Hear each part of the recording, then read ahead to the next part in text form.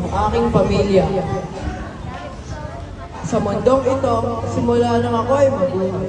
Ang mga magulang ko ang aking tagagabay. Sa mundong puno ng lungkot at problema, hindi nila ako inayaang mag-isa at walang kasama. Sa loob ng 16 na pagkabuhay ko sa mundo, nagpapasalamat ako sa magulang ko.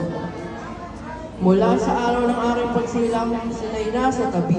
Hindi nila ako inayaan hanggang sa ako'y lumaki. Laking pasasalamat sa kanilang pag-aalaga. Pagkat ako'y lumaki ng maayos at may kwenta. Kapag may problema, ay laging nariyan para umalala. Dahil ako'y mahal at anak nila. Bilang isang anak, hindi man ako perfecto. Ayos lang dahil sila na may mahal ko. Di ko man ipakita ang pagmamahal na ito. Alam kong nararamdaman ito ng kanilang puso. Salamat sa inyo, aking ama at ina, sa walang sawa niyong suporta. Alay ko sa inyo ang matatanggap na medalya, kapalit ng inyong maayos sa pag-aaral.